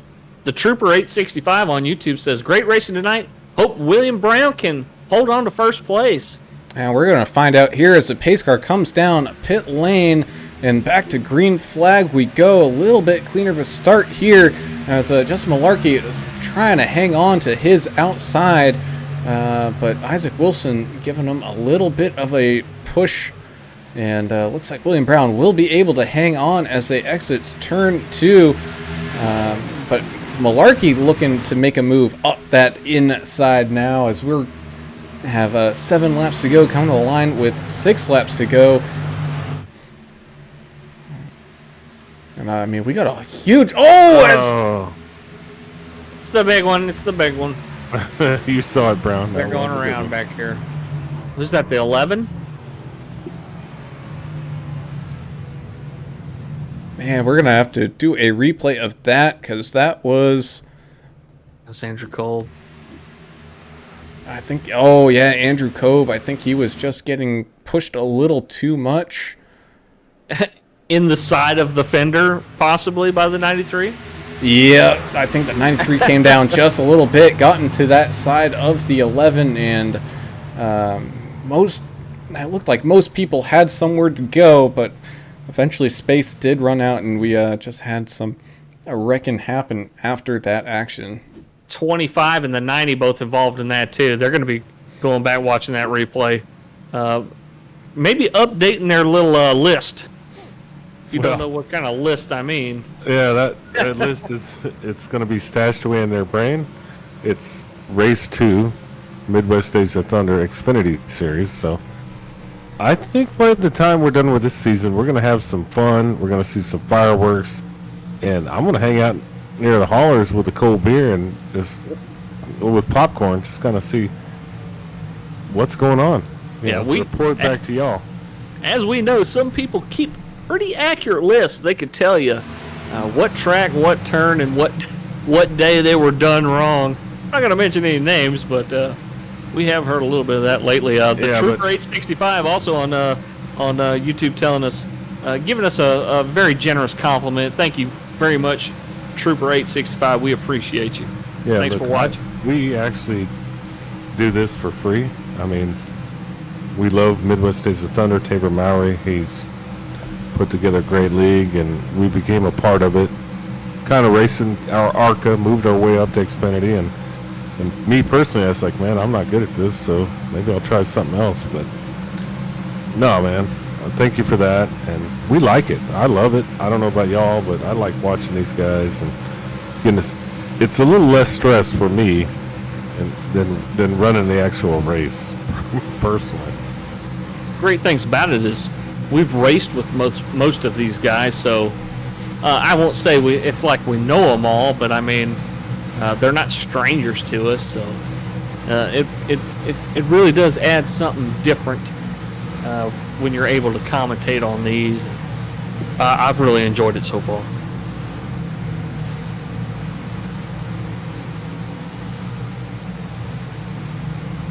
Yeah, so I'm assuming, I'm not very smart, but I'm guessing we're going to have a green-white checker here, Brown. Before the official green-white checker, so we're going to have some bonus green-white checker action going on here tonight. Looks like we will be taking that green flag for when we cross the line with 2 to go. So we'll have 3 attempts at a green-white checker here. Eric Schimmel, angry idiot. I'd like to say happy birthday. Everyone loves you. You're an amazing person, and thank God you're in California. Wait, what does that mean? You know what? I don't know. I'm glad he's in California. He's holding California down for the rest of us. Yeah, he really is. We need some half-sane people in some of these crazier areas. And we're glad that Derek, being one of those partially sane people, is keeping that neighborhood from going completely. As we see a little bit of action on that Facebook, we got Daryl Whitlow. We see him race in that ARCA series. He's done a pretty good job there. He's saying 93 for the win, so he's rooting on Isaac Wilson. I mean, he's already got a win on the season, so he does not need it. But any points will kind of help you move along through this championship once when we get there. He's up there with his teammate, 35 of Ethan Flanagan. So they may have some tricks up their sleeve right here, more than the real Miss Annabelle Peaches. I don't know. She has many tricks. That's the pace car goes through turns 3 and 4 one more time, getting ready to take this thing back to green flag racing. If we do get around and take the white flag, that will be it. No more cautions will occur. So I expect this action to get crazy, slicey, and dicey as we go back. Green flag racing right now with William Brown having a nice run up that inside. Justin Malarkey still just trying to hang on, going side by side. Oh, they're wrecking back here. They went 4 wide. The 00 and the 13, among others involved in this, yellows out. Brown, I think we need to put our drinking helmet on here for this next one. But wasn't that crazy? I mean, they're trying to get after it. That's what they're trying to do. Like the 27 and the 00 getting into each other while 4 wide with the 98 and the 13 may have caused that deal. That is exactly kind of what happened, and you can definitely go 3, maybe 4 wide for just a little bit here at this track, but you don't want to be holding it too long because you run out of space pretty quick. Yeah, real estate is key here, and I didn't see that wreck live. I wasn't watching it, but I was watching the guys in top 5, and they were 3 wide as well. And everybody's trying to make their move. This is the time. Let's do it, and let's see who ends up in the podium.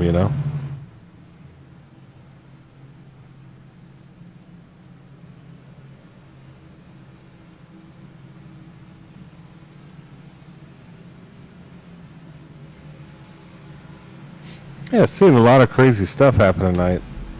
But I think probably the craziest thing we saw was the long green flag racing, kind of in the middle of the race. These guys were racing clean. They were racing amazingly clean. and it just gotten a little racy, a little dicey at the end, and you kind of expect that. You know, you want to win, don't you? Yeah, we got one more shot here to kind of figure things out, and one more shot at a green-white checker, that is. If they can't get it in under that, it will finish under caution. We really hate to do that because it's so much more fun to see these guys take the white flag and then race it out, and whatever chaos ensues on the racetrack, you know that it's going to be a high-speed, fun finish. Would hate to see it finish under caution here. Nobody wants to see that. Isaac Degner, man, his car is beat to hell. He's coming around. Looks like he needs a pit. Red Stick Mike Simone's getting his stuff fixed in the garage. He had a nice paint job at the beginning of the race, but now it doesn't look so good. That car might be a little bit lighter, too. No, somebody else we hadn't mentioned in a while, Jason Ricketts, the number 1 car. Oh, yeah, the Ricketts mobile. He's got smoke coming out the back. Looks like a mosquito truck. No front end left, but he's still running these laps off. We need to send him down my street, man. They're getting bad down this way. Man, he doesn't have too much car left there. I mean, yeah, he doesn't. Either does Ken Olsen in the 51 car down here on pit road. No front clip, but who needs it? Let that thing get some air and roll it.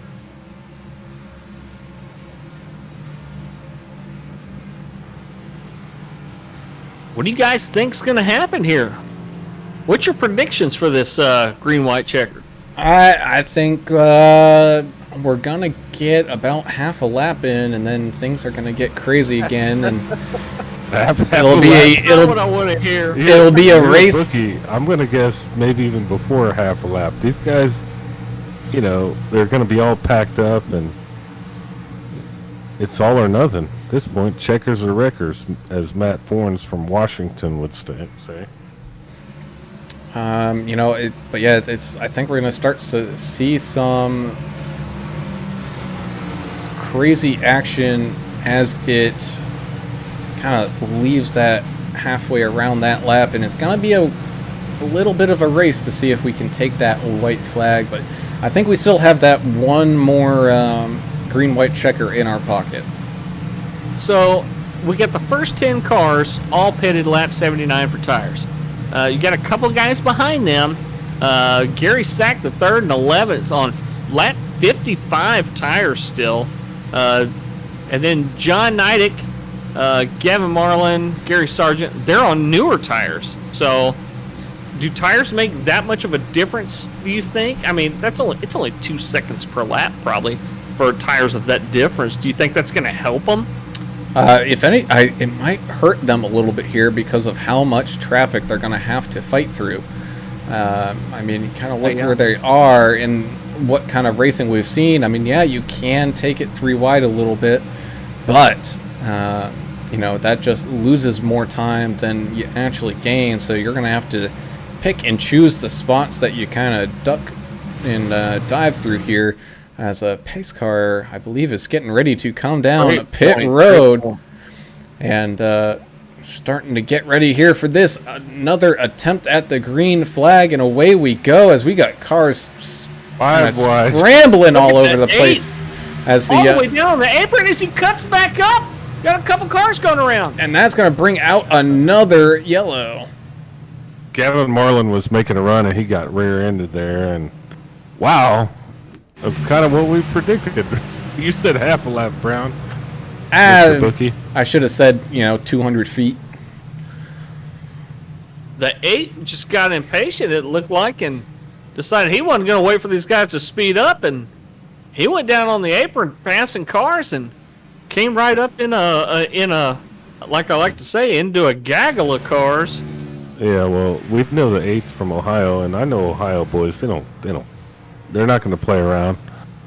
So he's fighting for spots, and you can't blame him. This is where the money's at right here. He came right up into the 19 of Watkins and off the apron, and Watkins looked like he tried to give him a little bit of room, but the 8 just sent it, man. He's like, here it come.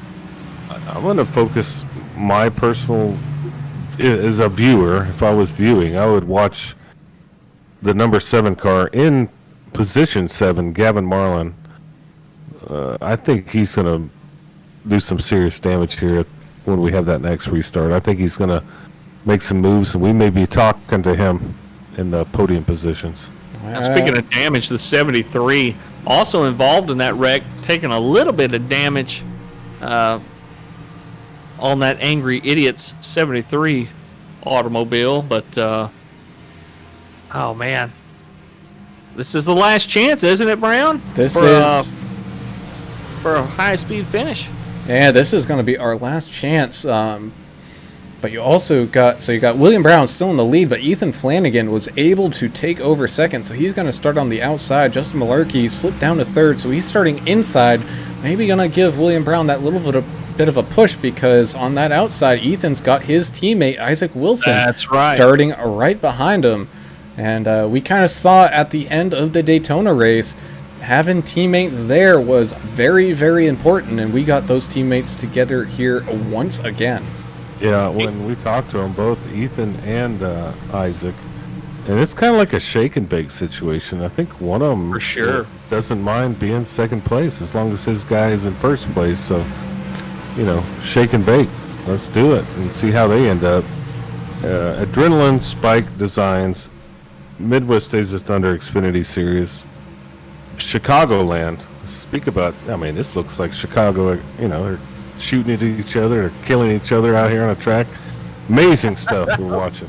I don't think it's quite that bloody, but it's definitely the aggression has definitely picked up, and we've seen a few guys that are maybe a couple of hurt feelings tonight, but a lot of aggression going on here late.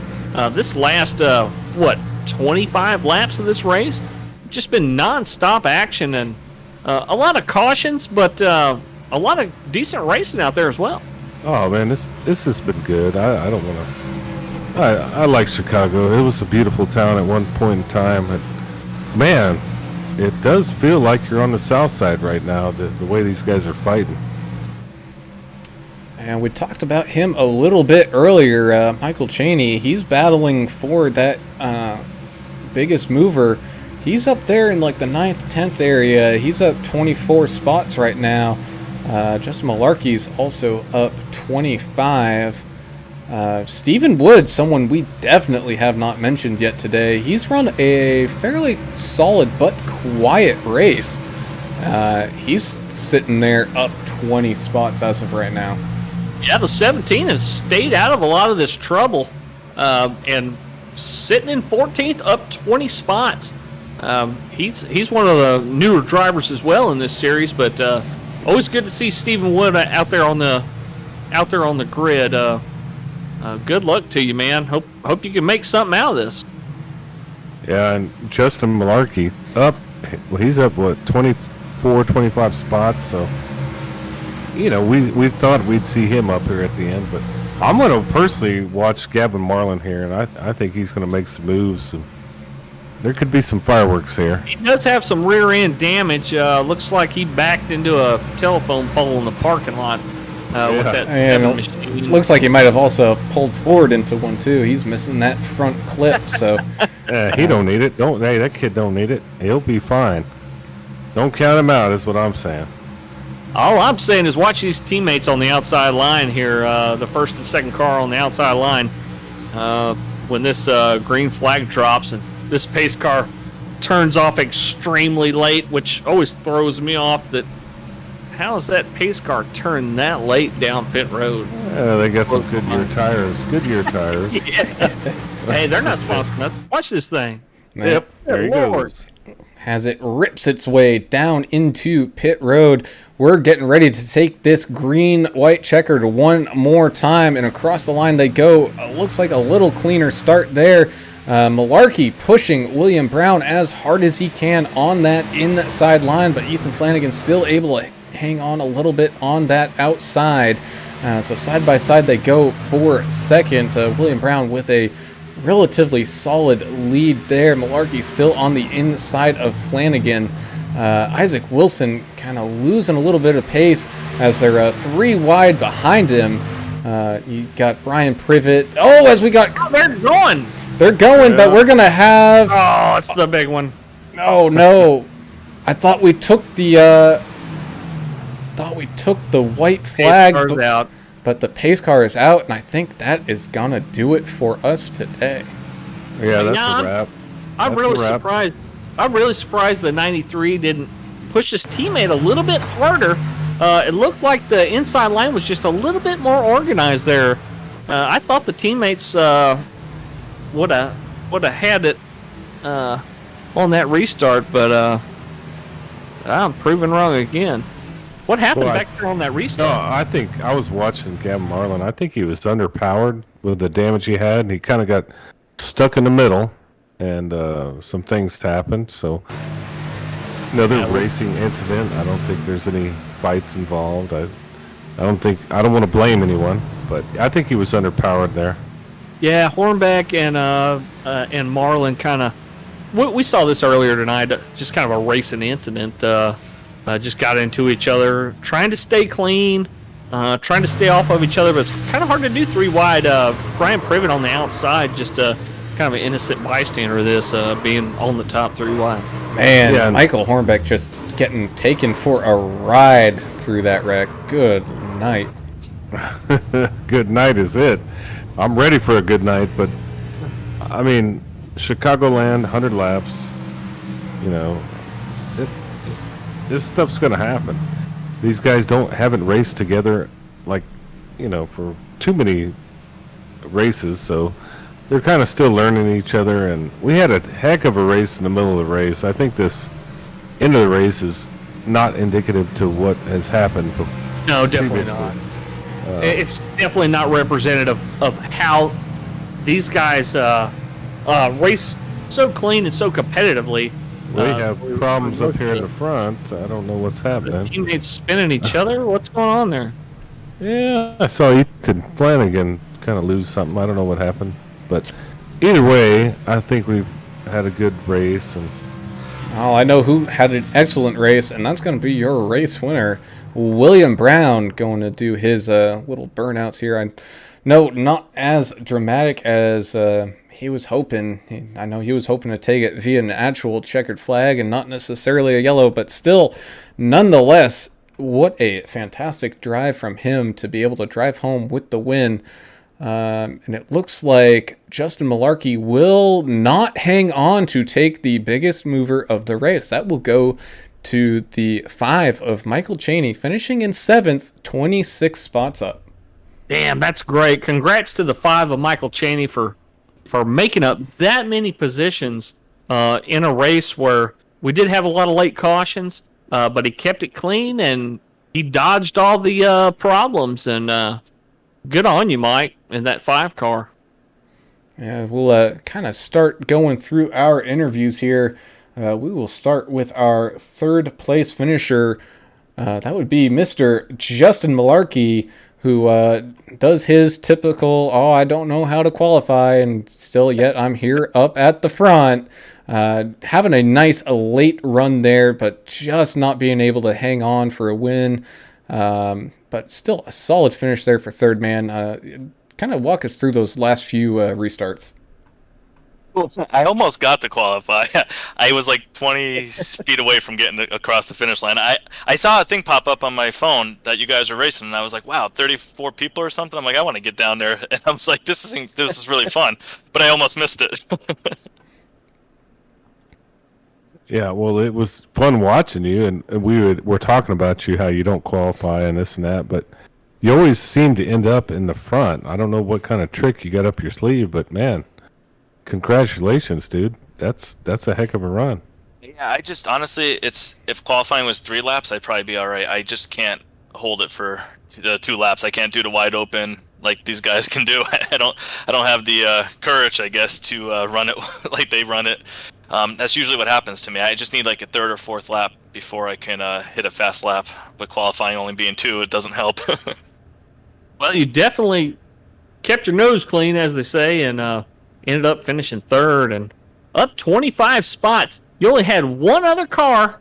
He was up 26 spots. That's the 5 of Michael Chaney. Otherwise, you would have, if he would have been a spot or two down, you definitely would have had that hard charger. And good job wheeling that 36 to a podium finish. Yeah, it was really fun. You talked about the nose being clean. I actually was trying to find this one replay. Me and the 48 were having a lot of fun out there, and I was on the outside line. He was on the inside, and we had to do the crisscross coming out of the corner. I was like, oh, I wanted to see how close that was. That was pretty cool. That was around like 20 to go. Yeah, I think we did see it, and it was pretty, like you said, it was pretty close. Now we kind of take these cars off of an oval and head to Road America, a road course. And I already know these things are kind of tough to drive, especially around these ovals. Kind of explain how tough these things are to drive to, at a road course.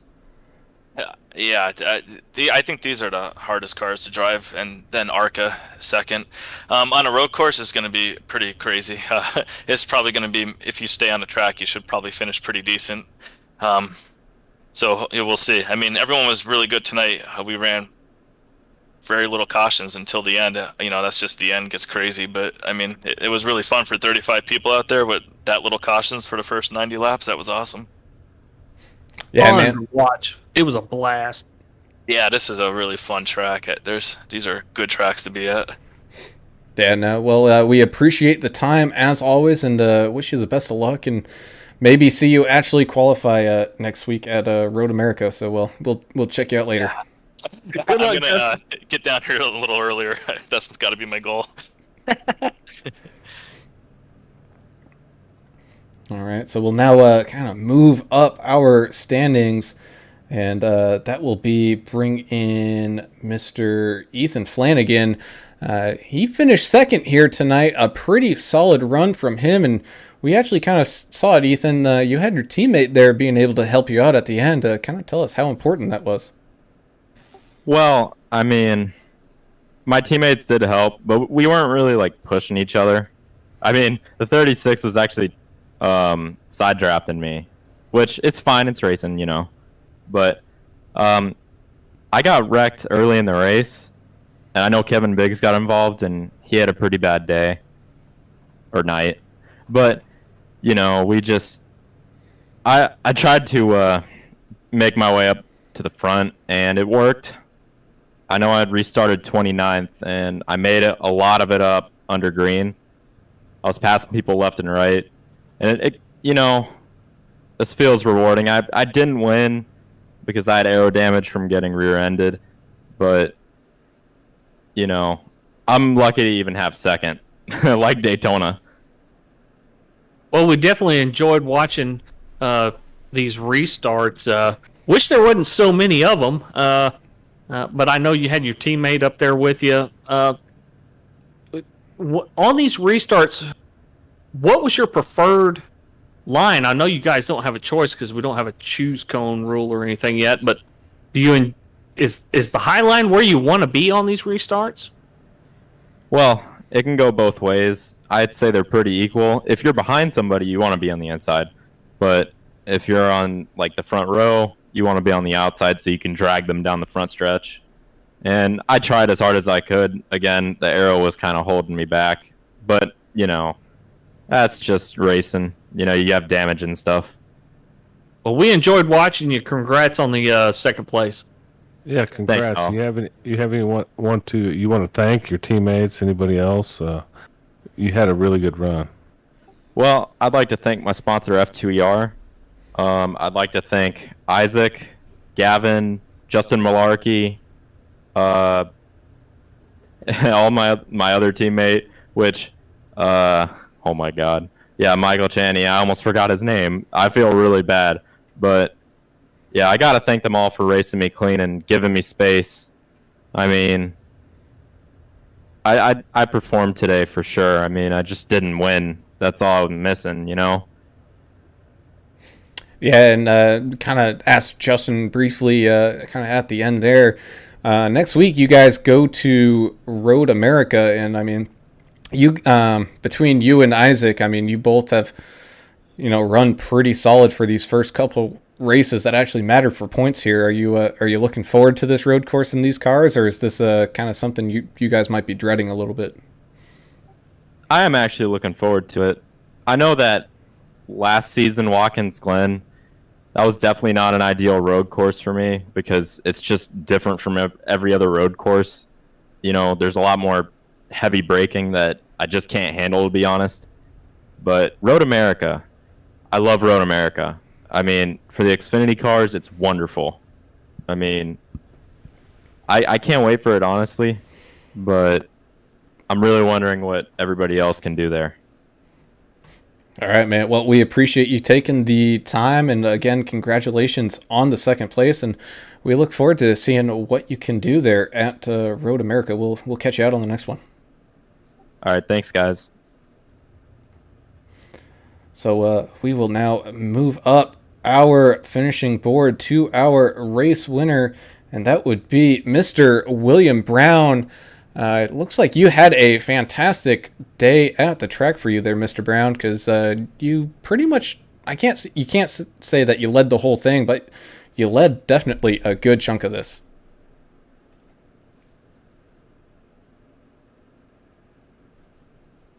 Hey, I think I lost you there a second, Alan. Can you repeat that last part?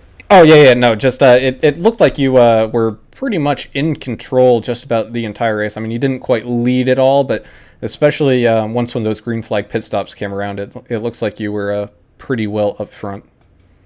Yeah, I was running up front a pretty good chunk of it. We had a caution about 20 or 30 laps in, which I opted to not take.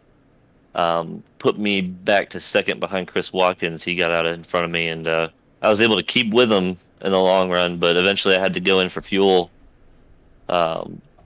which I'm glad a caution came out again because it turns out I was about 4 laps short, where the guys who pitted when I didn't before, they could have made it. So I was definitely hoping for that caution, and we got it. Got myself back out in the first, and I don't like how I won, being under caution, but I feel like we had a long, good green run. Everybody had a good, clean race the first 70, 80 laps, and it was a blast. We talked about that a lot, about when we started to get these restart after restart, and we got closer and closer to the end. We said, oh, man, it'd be a shame if this ended up finishing under yellow, which this is the first race in a long time that it actually did finish under yellow, but you kept that 48 up front and clean. We really enjoyed watching you race tonight. I see you're a Hamilton, Ohio native, and we talk a lot about how tough them boys are up in Ohio. And but no joke, man. It was a lot of fun to watch you run. Were you worried about those teammates together in that outside line on that restart? I was a little worried. At first I was worried about Malarkey there. Every single restart, he was right there with me. We had one restart where we got about almost a whole lap in, and we did a crisscross, and I couldn't get rid of him.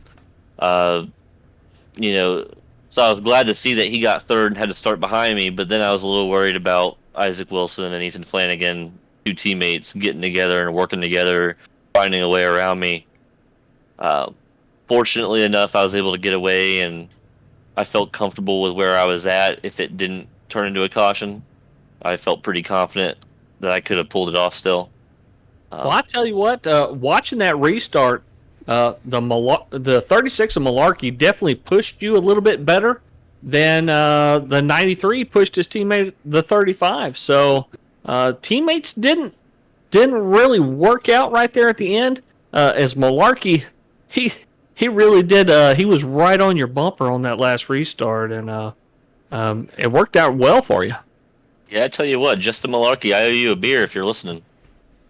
Speaking of beer, He's going to hold you to it. I'd like one as well if you can pass one my way. But I was going to mention, I'm thinking of a nickname for you, but I just can't come up with one. You're just Mr. Quiet, kind of like Jimmy Johnson in the 48. You just plug along, you keep getting in the top 5, top 3, and Mr. Consistency. Man, yeah, I'm telling you, it's been fun to watch you, and congratulations. And you don't make a lot of noise, but you do a lot of damage on the track. So man, congratulations.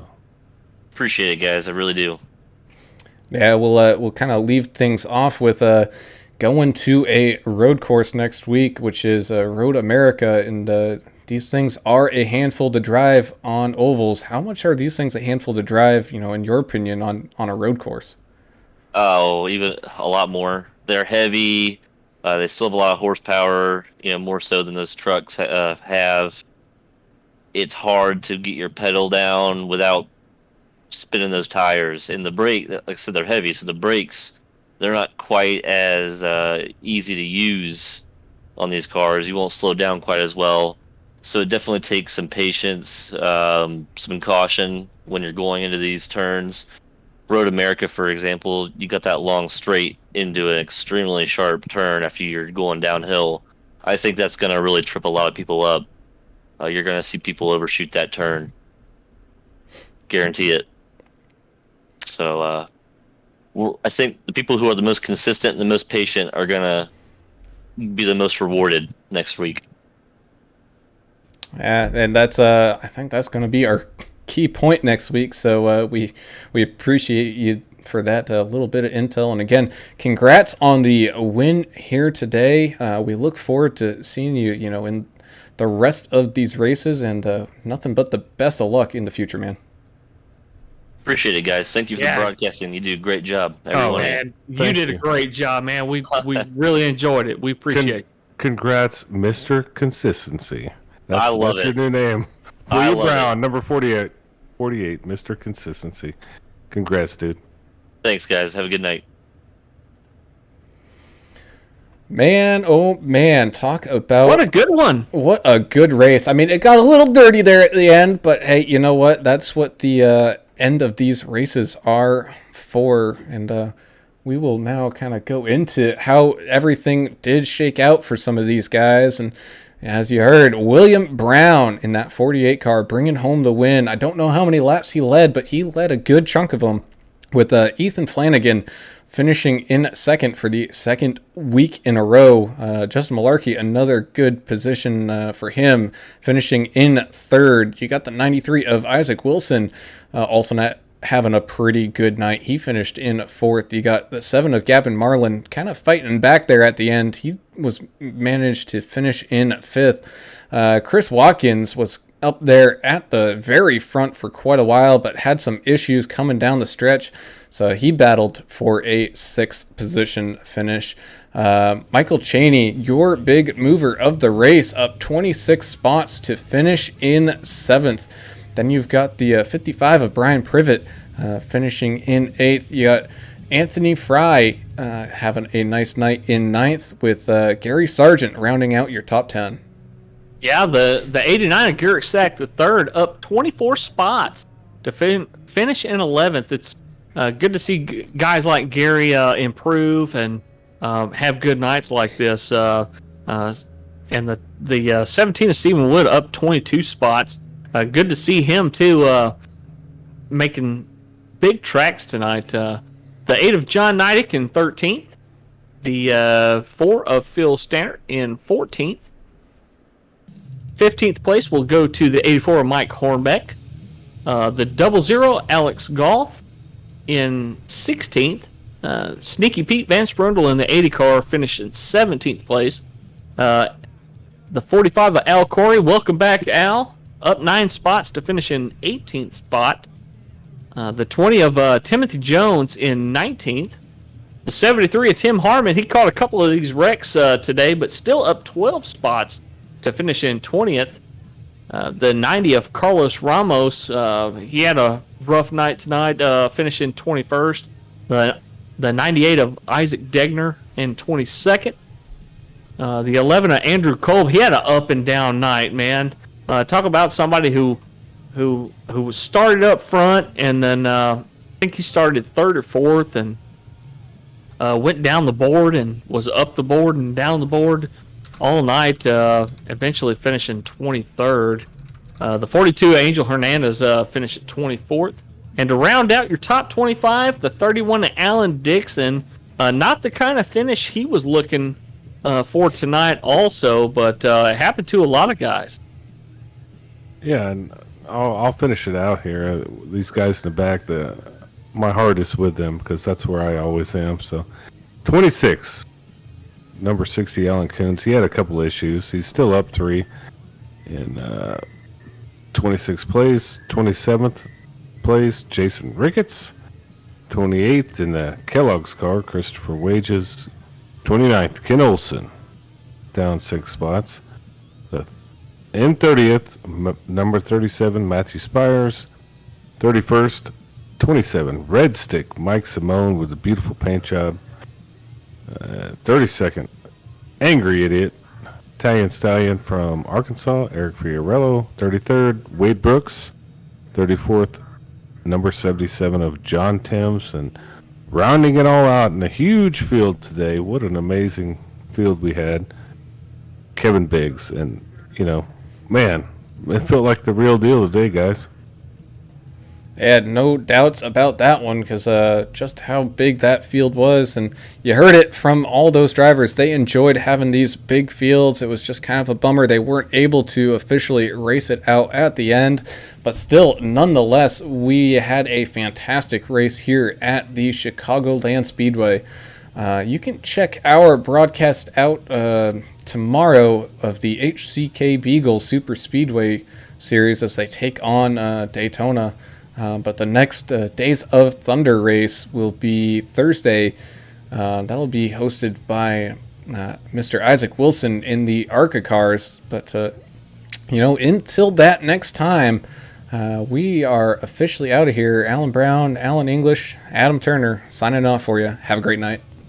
Yeah, thanks to all you guys on Facebook, Daryl Whitlow, and YouTube, the Trooper 865 and Grumpy Gramps, and the guys watching on our AAA Broadcasting Twitch channel. Appreciate all you guys, and thanks for supporting the channels and supporting the league. And thanks also to our title sponsor for stepping up, and Adrenaline Spike Designs car paints. If you guys are looking for some car paints, go visit their Facebook page, because without sponsors, we couldn't put on as good a show as we do without these guys that commit to being title sponsors. So we really appreciate you.